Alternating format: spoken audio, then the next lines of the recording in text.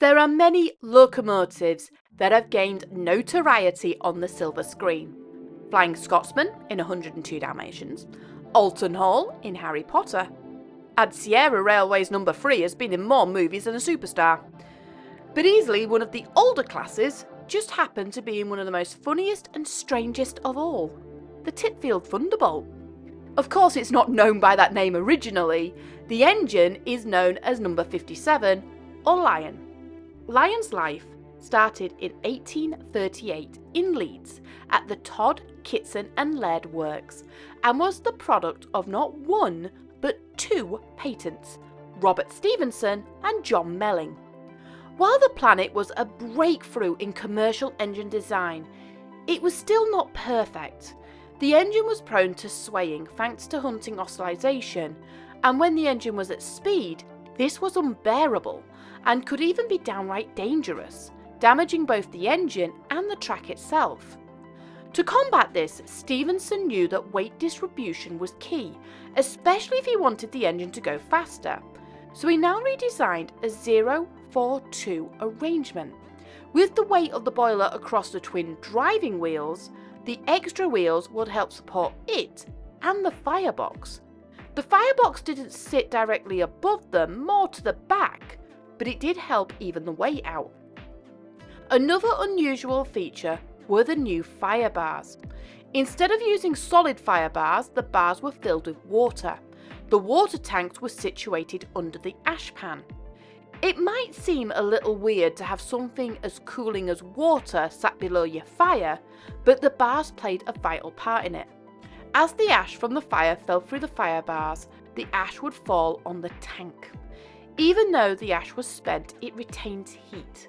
The heat from the ash would heat the water in the tank, and the water would then heat the bars.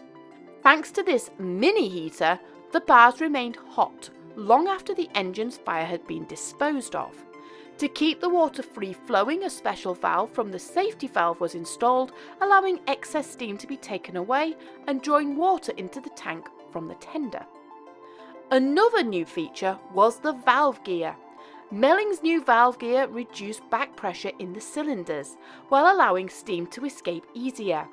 He insisted to the Liverpool and Manchester Railway Board that he wanted no payment for this invention. He was just happy it would make a difference. The board, rather than take him up on his generosity, decided to reward him £100, which is an equivalent of buying a reasonably sound vintage double-decker bus, and gave him 50 guineas per locomotive. His new gear was placed upon. Stephenson could now make the firebox and the boiler larger, and with it, make the engine more powerful. Lion and his 5 brothers were unveiled fresh from the works. Lion and Tiger were classed as luggage engines and started life as banking engines, working on the Whitsun and the Sutton inclines respectively. This was until new engines were ordered to replace them, after which the engines were used mostly for freight.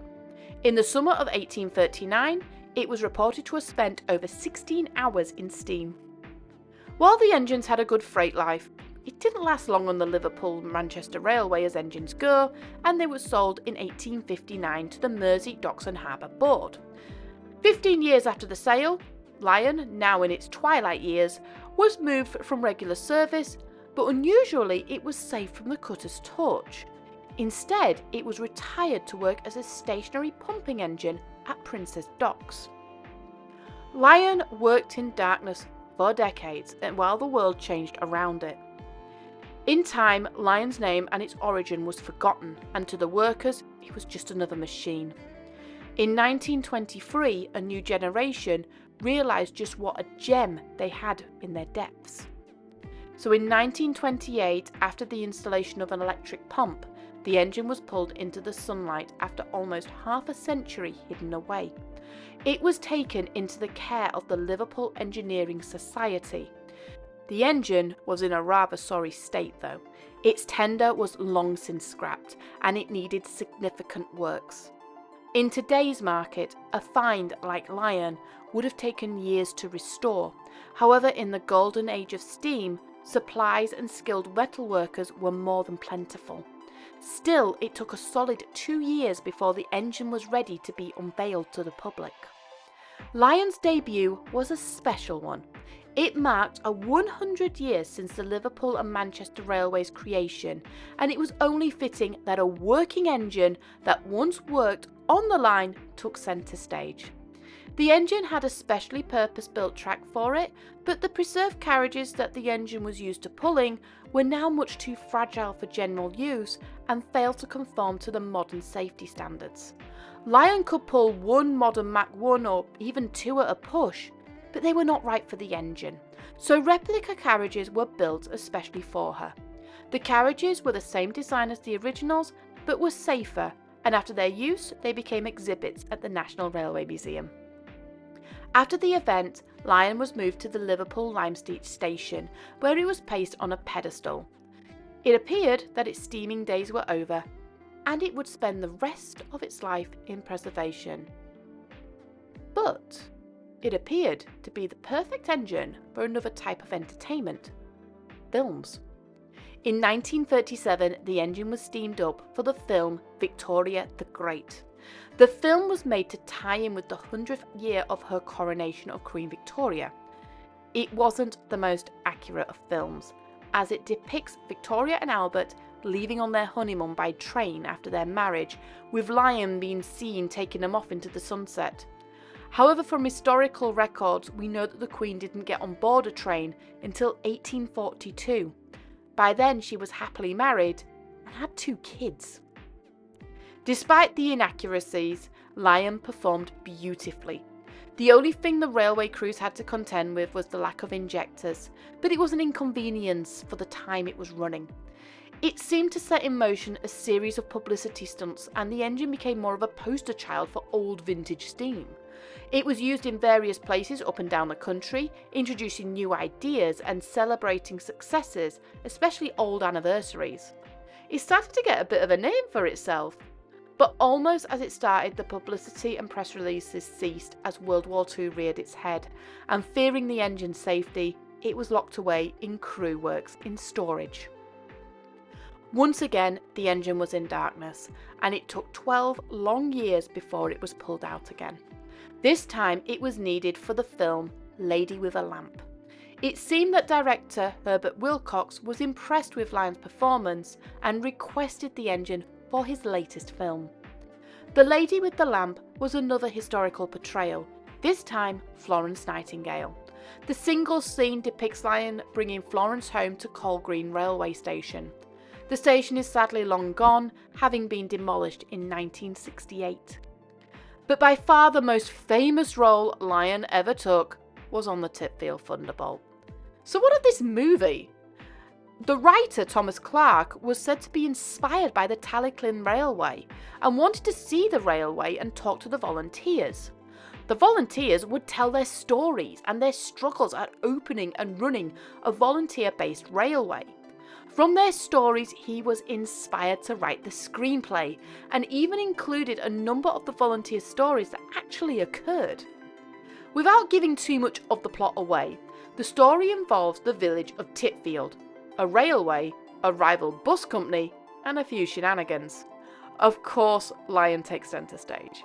Interestingly, the driver, fireman and guard were not actors at all, but in fact actual British Railway employees.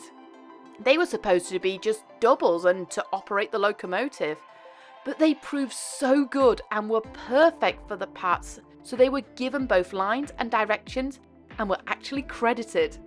Just proves that railway crews are always multi-talented. Lion, though, was not without faults. Whether it was due to overfiring or just because of its age and lower boiler pressure, Lion had a tendency to blow off in between takes. Not only was valuable steam wasted, it was almost impossible for the crews to liaise with each other with such a noisy engine making a scene. To help the crews, a pressure gauge was installed as well as dampeners. The film was a mixed reception initially.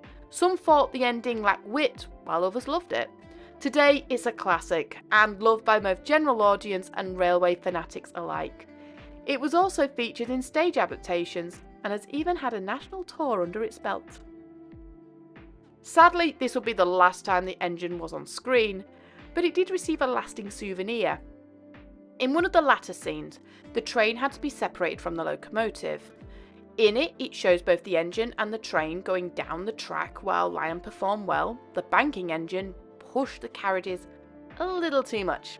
The carriages failed to slow down and struck Lion square on the tender. The tender struck and bent the footplate, and the damage is still visible.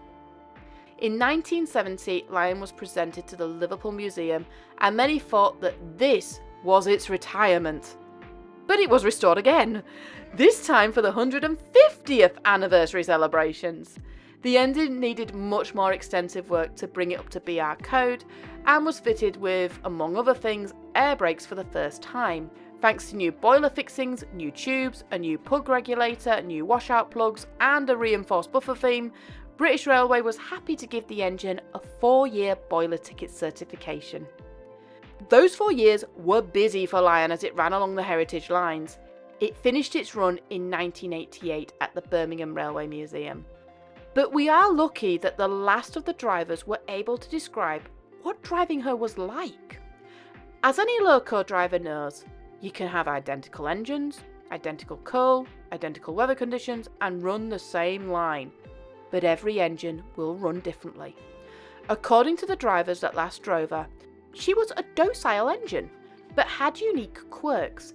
There was no brakes to stop her, so the driver had to use the reverser. She was economical, coal-wise, but had a tendency to keep blowing off, or as I like to call it, being impatient. She was a get-up-and-go type of engine and was eager. Although she took time to get there, if she was on the straight, many a driver would have to hold her back. Lion's railway running days are finally done, and it was finally retired back to Liverpool. It took a temporary absence to Manchester while the Liverpool Museum was being restored, but it went home in 2007 and has remained there ever since.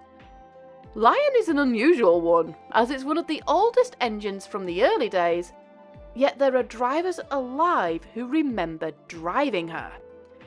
It's coming up to 35 years since she was last steamed, and it is unlikely that she'll ever run again.